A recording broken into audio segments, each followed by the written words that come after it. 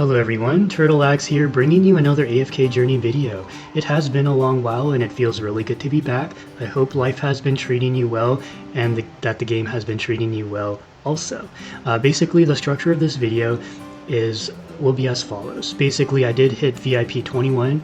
I don't remember when it happened. It wasn't that long ago, but it kind of was, because I've been away from content creation for a little over a month. So basically, I'm going to go over my crew. I'll go over what my character looks like and stuff. I'm actually really happy about how my hero looks right now. We'll go over my roster, who I have built. We'll go over my offense and defense formations for Standard Arena and Supreme Arena. And we'll just go over whatever I want to go over. It feels really good to be back. So I do, though, want to begin with a quick shout out to my IRL friend, I can say now, Defunk, who, along with some other friends who I believe I also met at the AFK Journey meetup, they joined forces and started a podcast that's AFK Journey focused. Their YouTube channel is called AFK Juicers. At this point, they've had 2 podcasts. They're going to release their 3rd podcast next Saturday, December 14th, and I will actually be joining them for that episode. So I do highly recommend you subscribe and show them your support. I think that their conversations are very interesting. They go over a lot of concerns that I think a lot of us are, hoping that the devs address soon, such as the temporal essence shortage, perhaps burnout, lack of primal lords, crystal clash, that sort of thing. Just the events, rate up heroes, they go over as well. I also want to thank you all, because if it wasn't for your support, I wouldn't have won the AFK Journey Best Streams Award. I think I'm the only one who is really live streaming AFK Journey consistently on Twitch. So it was really nice to be officially recognized by the devs, which I greatly appreciated. I will be going back to Twitch live streaming soon, and moving forwards, I do want to put more focus on my viewers. I actually feel bad because the past few live streams I've really focused on my own account progression, just trying to push AFK stages, and I was so focused on my own account progression that I wasn't doing what I used to do, which was to help people set up formations for their account specifically, whether you were free to play, low spender, or a whale. So moving forwards for my live streams, I will be doing more of that. So I highly encourage that you join us. It's a lot of fun, and I get to hang out with you guys. So anyways, let's get into my account. So first I want to go over the way my hero looks, and I actually really like my AFK Journey frame. I don't know if you can see this, but yeah, this is my frame that I won for the Best Streams Award. Unfortunately, I will only have this for 51 more days, which is really sad. But yeah, I'm really enjoying the frame. It's quite nice. Whenever I chat in Worlds, people are like, oh my god, it's a YouTuber. Yes, there's actually a lot of people who still haven't checked out my YouTube channel, so yeah, it's just really nice to have that frame in game. Okay, let's go over my crew. So let's do a quick preview of my hero. So as you can see, I did unlock my very first P4 hero, Lily May. In terms of the heroes I plan to P4 in the future, now naturally there's some people, some heroes I have put on my wish list who I will just, when they become P4, they become P4. It might not happen until maybe March or April of next year. But P4s that I'm really trying to accelerate the progress of, I'd say Tasi, Damien. Those are probably the 2 heroes that I really want to get P4 ASAP. Kind of a luxury, but it would be really nice to have a P4 Talene as well. But I am really trying to spend more, like pretty much if I do spend in this game, I'm really trying to improve my performance in PvP while making sure that I own all the best heroes. One thing that I'm doing differently moving forwards ever since they introduced the exchange ticket is that nowadays I will be taking full advantage of the exchange ticket. As you can see here, before I did have a Supreme Plus, I think EX7 Hodgkin, who I ended up swapping into a Supreme Plus Sonja. I'm actually kind of regretting that I EX20'd her, because she's actually not super impactful like I thought she would. I know there was a lot of hype around her being able to buff two allies, both offensively and defensively, but she's not really as impactful as I thought she would be. Just touching on just all the heroes released so far in Waves of Intrigue. So far, if I was to go one by one here, we've had, I'll just go one by one, because I do want to talk about this. So the first hero that was released was Sinbad. Sinbad is not really a Dream Realm or even a PvP hero. He's mainly used for really difficult AFK stages that you're trying to push. So from a free-to-play, even low spender perspective, he's very skippable. The reason why you would summon him is for his ability to be able to significantly debuff the damage output, as well as significantly increase the damage taken by a specific or possibly two different enemies. The reason why he's not used in Dream Realm at all, I think, is because the debuffs and buffs from the assessment skill that he has do get nerfed by 20% against bosses. And so for this reason, he doesn't shine as much as he could. So yeah, that's Sinbad for you. Then going over Nara. So let's go over Nara next. Nara is probably one of my favorite heroes in terms of character design. She was actually the hero I was most looking forward to going into Waves of Intrigue season. But unfortunately, she's not used in Dream Realm at all, and she's not really used in PvP. I only have one viewer who uses Nara in PvP, and I'm actually not really sure if he's using her right now. The reason being is that Nara, I think what makes her really special is her ability to drag any enemy you want from the enemy side of the field to your side of the field. And it's unilateral, meaning you bring the enemy to you, but you don't bring an enemy back to the enemy territory like Rainier's dynamic balance does. So this mechanic actually makes her almost irreplaceable in AFK stage pushing. As a matter of fact, I cannot imagine you clearing even like a third of the stages without Nara, just realistically speaking, just because there's no other hero who can bring the enemy to your side. And this, in combination with the binding spell, allows you to say like you have a Smokey team and you're trying to bring everyone to your side of the field before Smokey casts his blue aura to kill everyone. Nara is an instrumental part of doing that. So from a free-to-play low spender perspective, you don't have to have her fully built. You can just summon one copy of her just to bring an enemy to your side of the field in the beginning and just offer her as sacrifice, because you don't need her Mythic Plus at all. I think Mythic Plus, if memory serves me right, is just more damage. Yeah, I think it's just more damage and healing, which is not even really that impactful. Yeah, I say one copy is enough because sometimes even at Supreme Plus, Nara does end up dying pretty early. Although if you do have her at least Mythic Plus, it does help a lot on, in terms of cleanup, because Smokey's Blue Fog is not as impactful as in the past, just because there's a lot more enemies that can heal themselves. And so for that reason, sometimes you do need Nara alive to do a little bit of cleanup after the Smokey's Blue Fog expires. But Nara, I would say, is not a must pull either, but is a very solid single copy pull. Okay, next let's go over Tasi. And now Tasi is probably one of the most impactful rate up heroes released up until this point. I think the only hero who can even compare to Tasi in terms of impactfulness would be Lily May, although Lily May is more impactful. I would say that Tasi, she isn't used in Dream Realm, but she is a game changer, I would say meta warping in PvP, and she is very important in AFK stage pushing. And this includes after Waves of Intrigue season is over. And I will touch more on that in a future video. Tasi's kit is actually one of my most favorites as well, because she has the ability to put enemies to sleep for 4 seconds, and this applies to all enemies. She hits pretty hard, and she has the ability to, when she gets KO'd, or her HP dips below 50%, she enters kind of like a hibernation in invincibility state. Yeah, this one, Fluttering Dream. So she enters this state, and then she reappears with full HP again. And her energy doesn't reset either. Her energy keeps accumulating, just picks up where it left off. And this makes it to where Tasi is able to 1v5 a lot of enemies in PvP. And actually Tasi is the reason why Dunlingr and Diurnal comps are no longer king.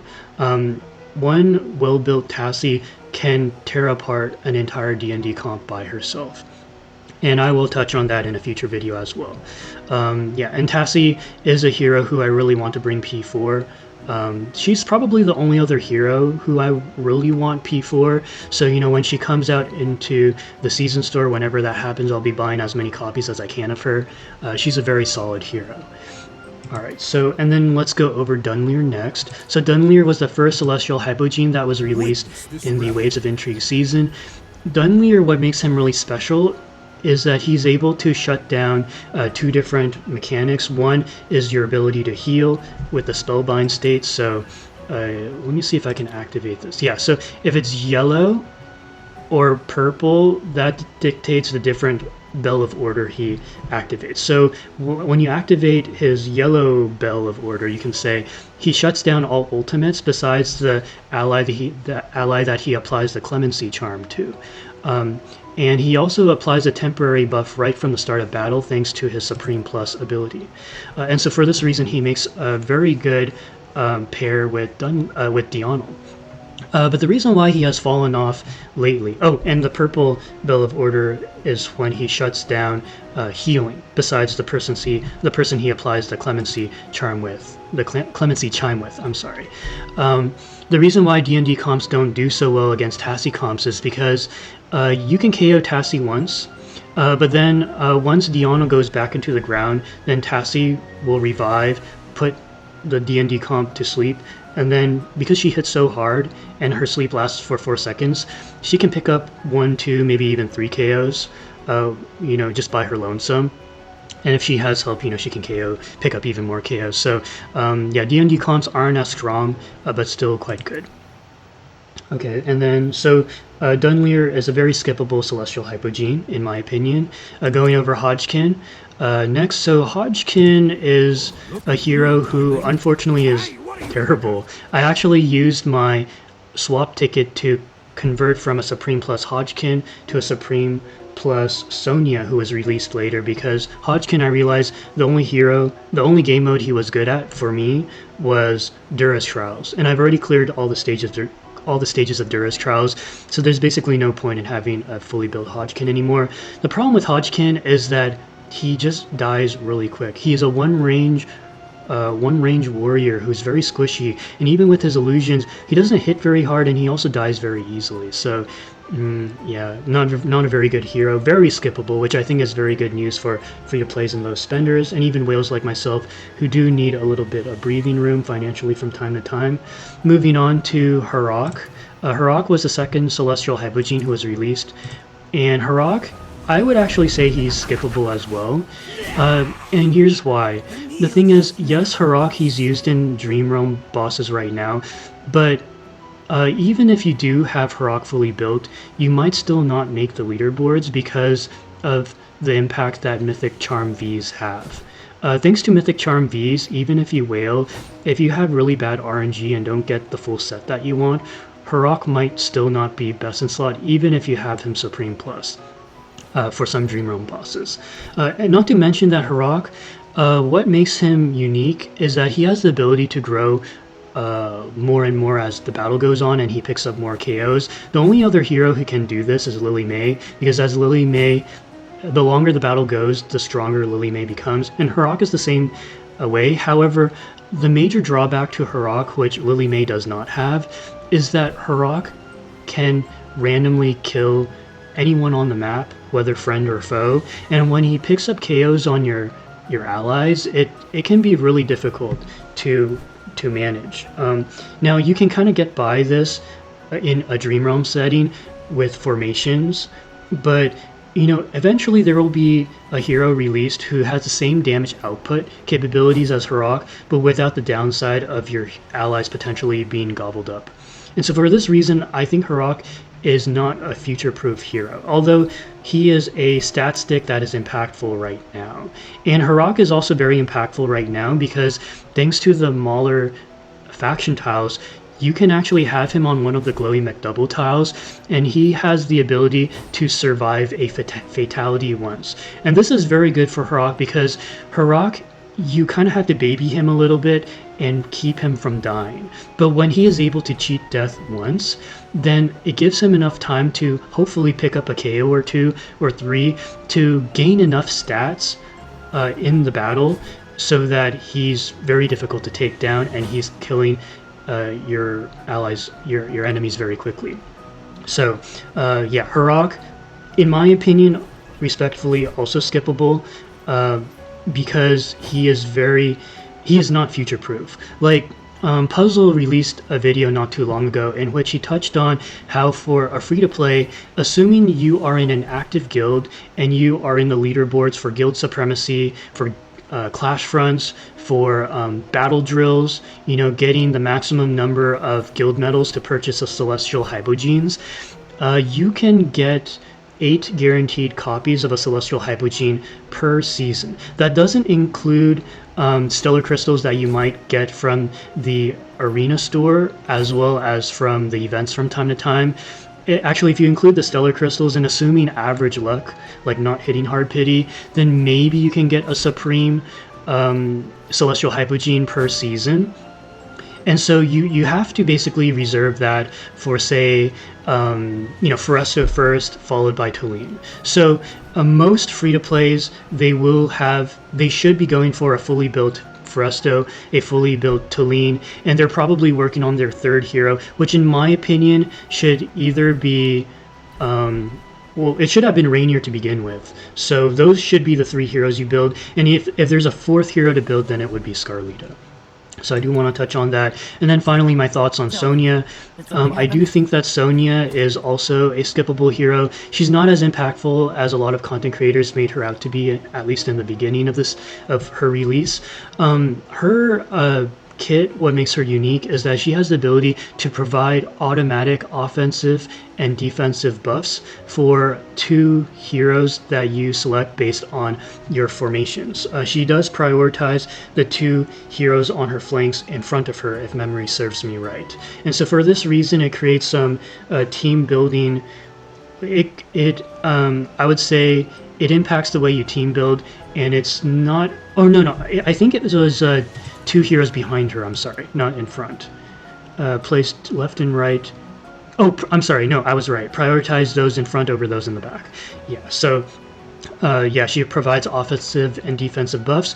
It's actually has some relevance in AFK stage pushing, has some relevance in Dream Realm, although it's not like a game-breaking mechanic to where she's best in slot. I know Puzzle released a video where he said she was best in slot, but from my testing she wasn't. But she did put up decent numbers. And then from a PvP perspective, from my experience, she hasn't been really that impactful.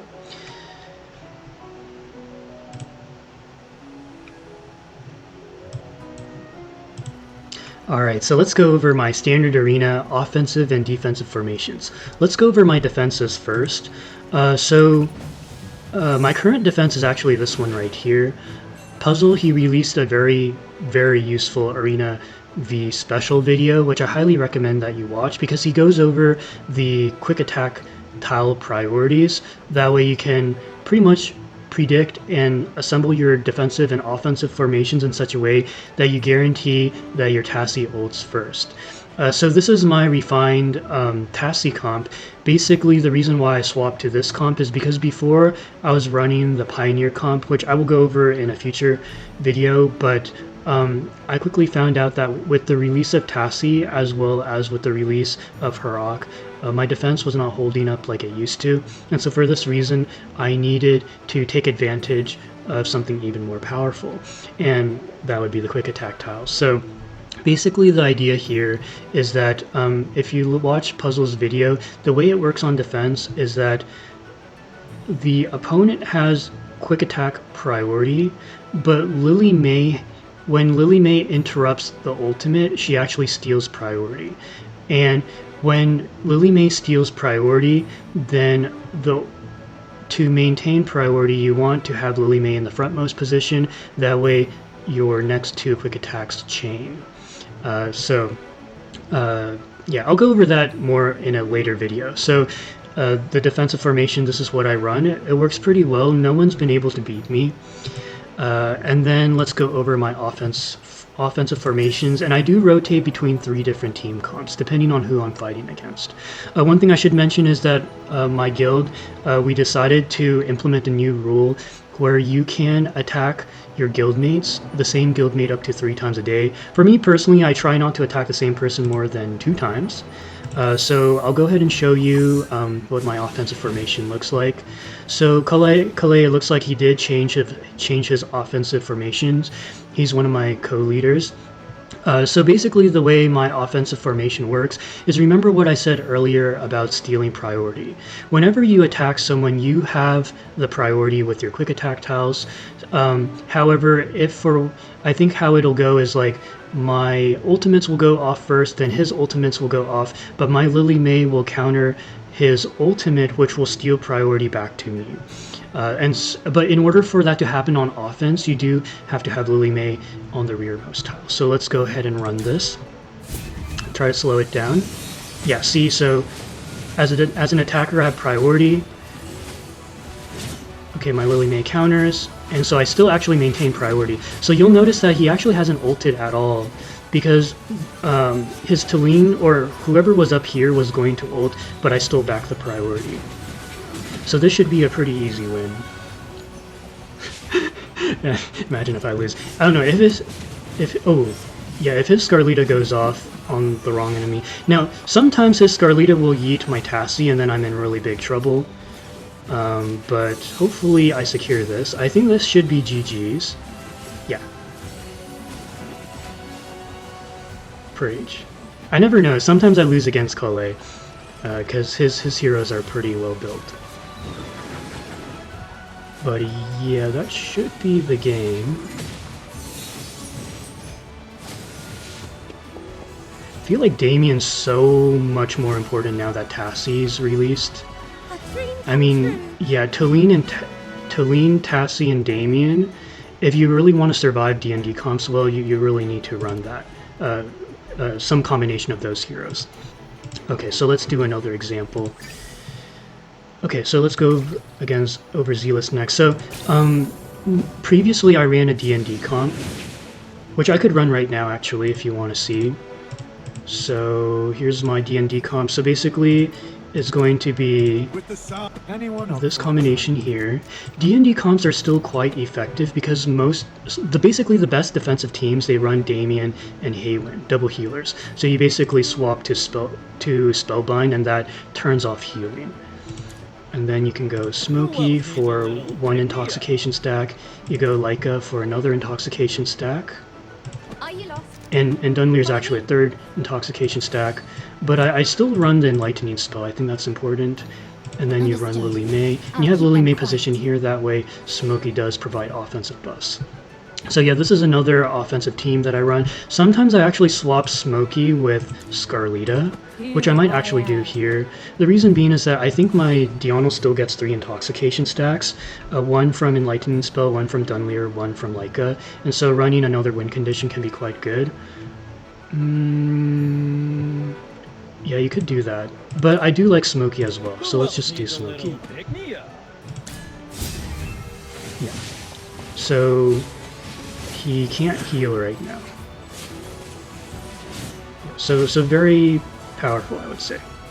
Yeah, the D&D comp is still quite solid, but it doesn't work against Tasi teams. And so that's why I run 3 different offenses, now depending on who I face. Okay, so let's go against another V. Arena V.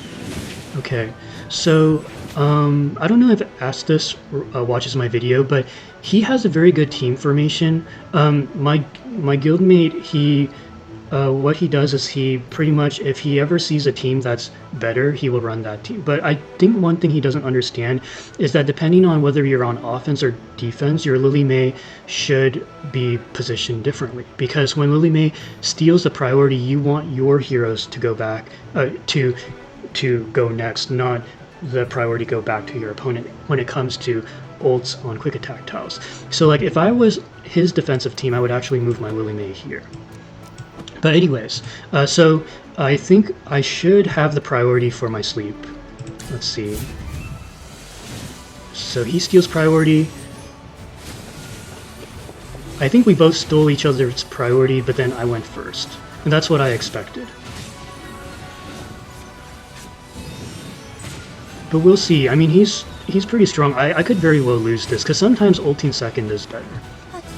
But, yeah. What I showed you for defense is the optimal Tasi Arena V team, if you want to run that. Okay, so let's just keep running, just do more examples. I want to find... I'm trying to find a person. Yeah, Puzzle. His defense is really good. I think it's one of the best defenses in the game.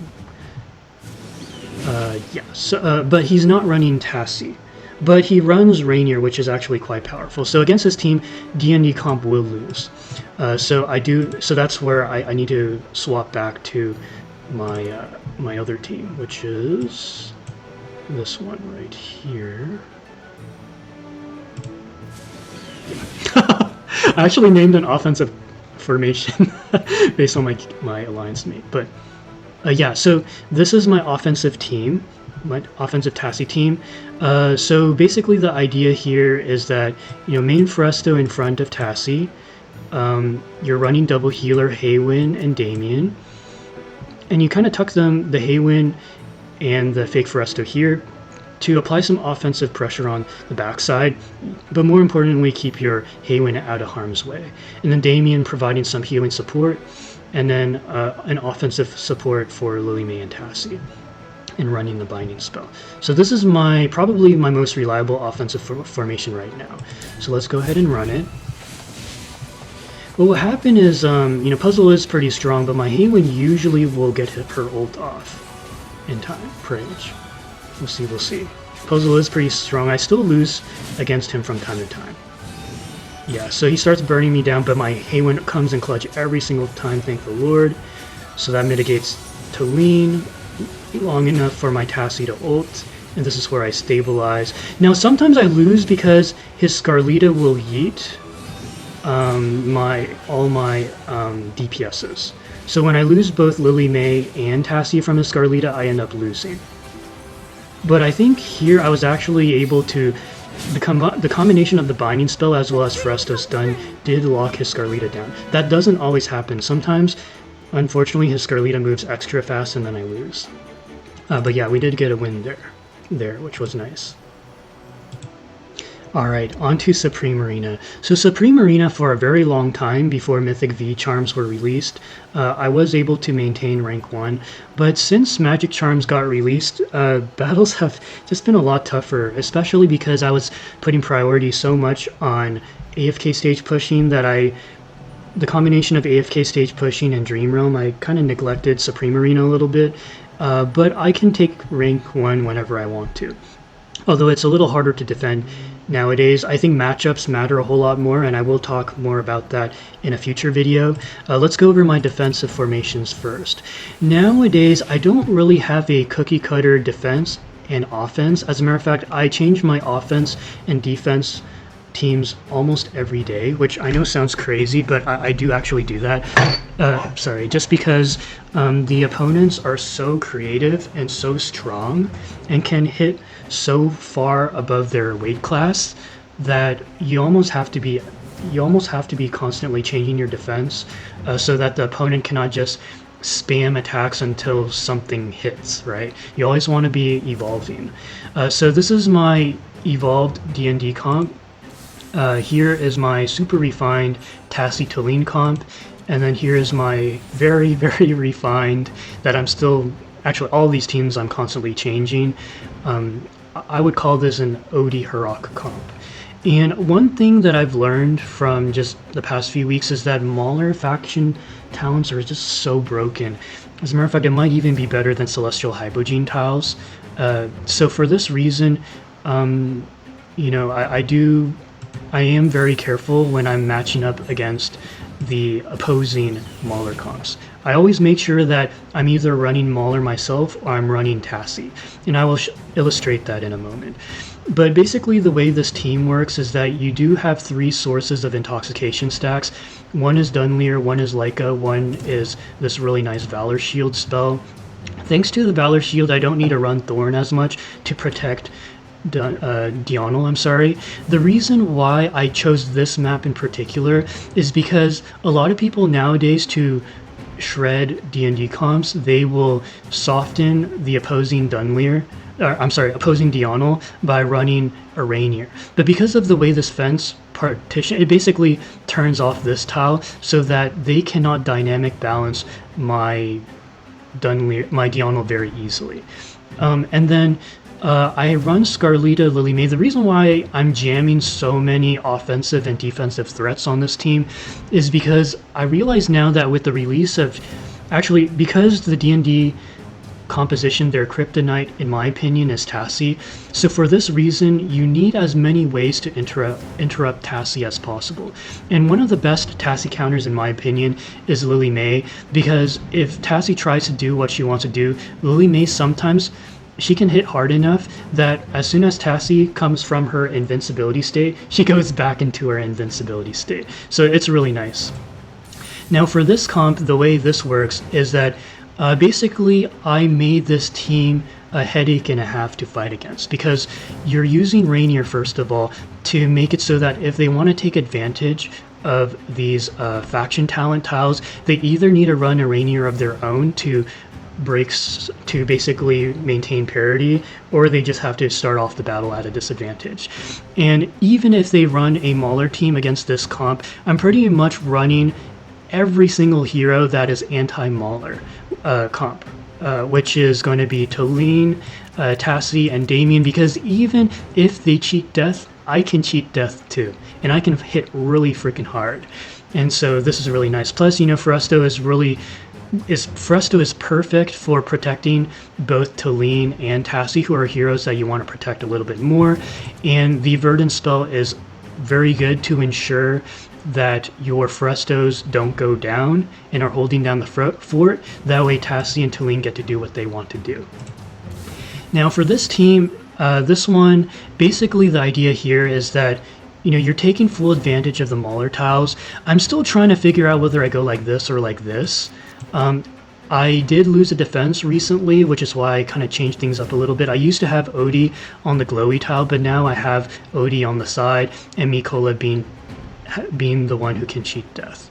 Yeah, and then Shakir being very powerful because with the Lupine Aura, you know, he still applies a lot of offensive pressure with some sustainability, as well as you know, providing some defensive you know, stats for your heroes. There's a lot of synergy with this team. I used to run Smokey, but I found Mikola to be a lot more effective. And what's really cool about the frontline spell is that, you know, there's some life drain, there's some haste, there's some physical magic defense, which is really nice because the life drain does stack with Shakir's life drain, which is really nice.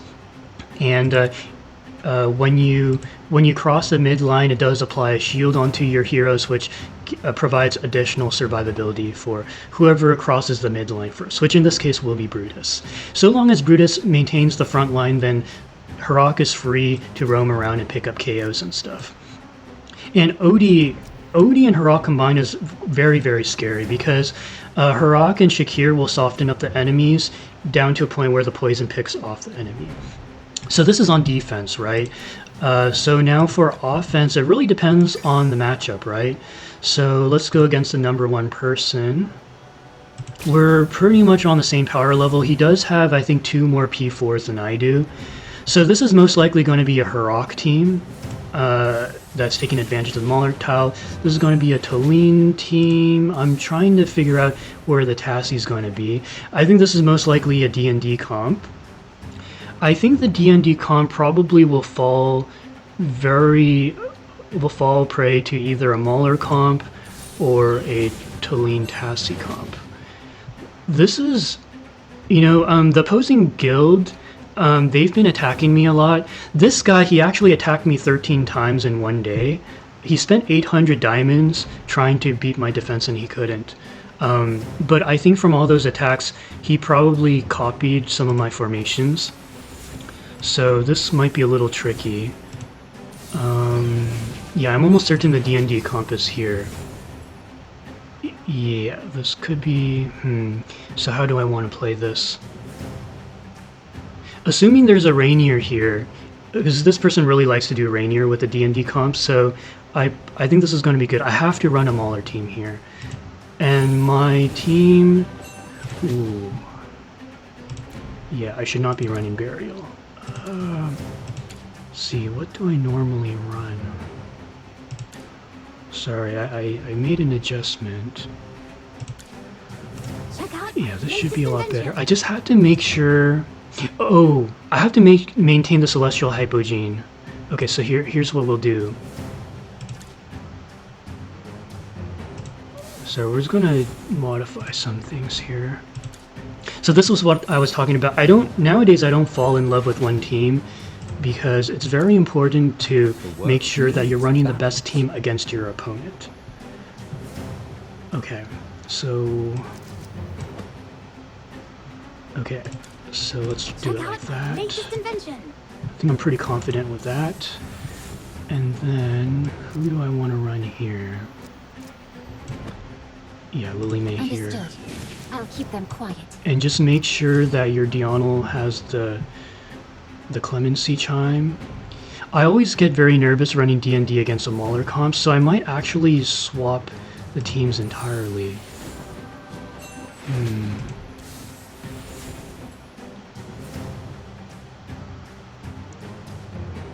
You know what, I think... I don't know, I was thinking of doing like a 3-0 just to exert my dominance, but I might settle for just a 2-1.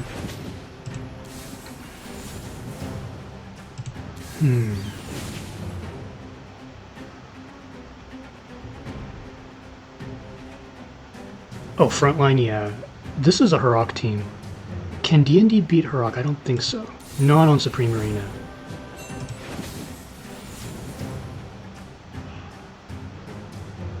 If this comp loses against D&D, that's really sad.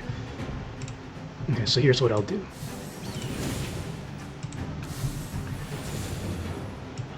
Okay. So we'll do something like this. It should be okay.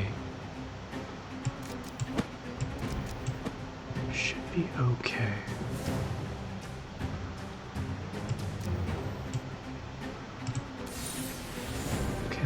I'm okay with this. Okay, I think this will work.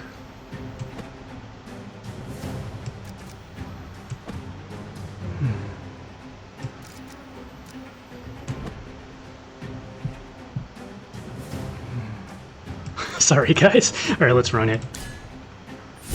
I always try to beat the opponent first try. Let's see, so what did the opponent end up running? I think, is that my Harak or his? Ooh, Shakir went down.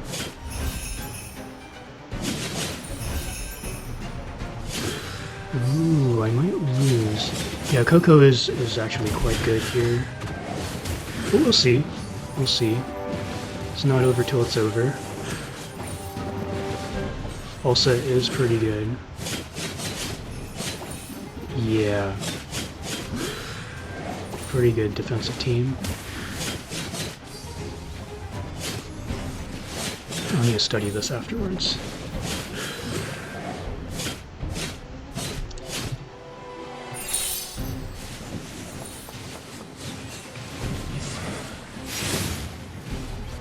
Wow, we're running the exact same team.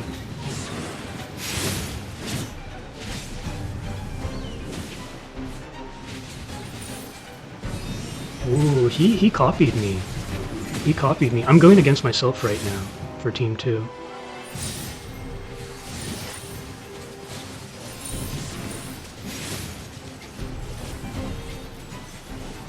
Okay, let's see how this goes. If I win this match, I'm very happy because my D&D comp has been struggling against Tasis lately, so hopefully this turns out to be good.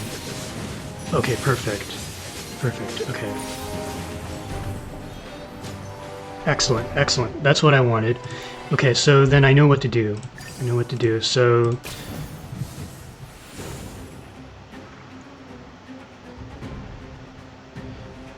So with his team, what he chose to do was interrupt me a lot with his Ulsa. Shakir went down fairly quick. So I think what we'll do...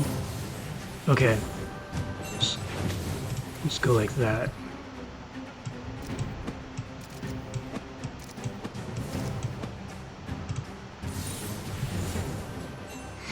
This is a monk-ass map for this, but should be okay.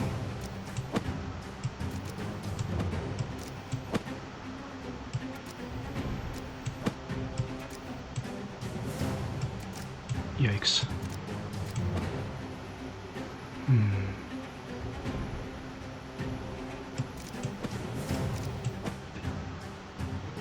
So I will dynamic balance my Tasi with whoever is there.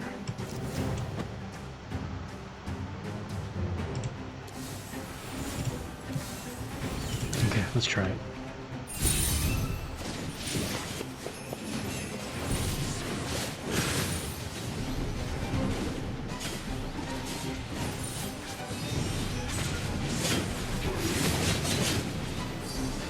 Typically against smaller comps I like to run Tasi and Talene.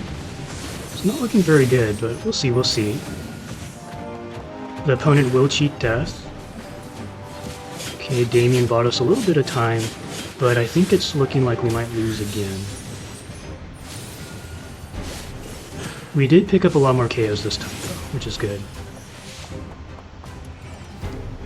Talena's back. Unfortunate. That's a really solid comp.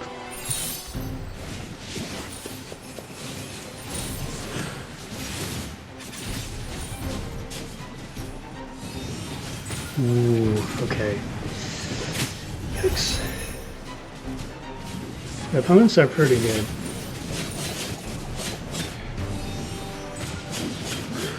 Oh my god, I won that. Okay. So let's see if that was a fluke or if... Okay, so I did... Nice. I'm a bit worried about the Tasi.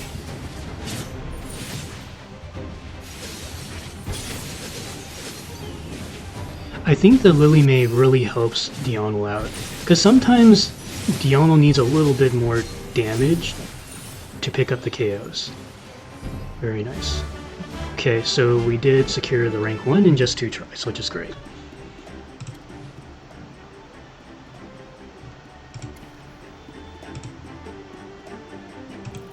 Alright guys, so I'm a little tired, so I'll end the video here. Thank you guys so much for watching. I'll try to upload more videos in the future, more frequently, because I know that I have been away for a while.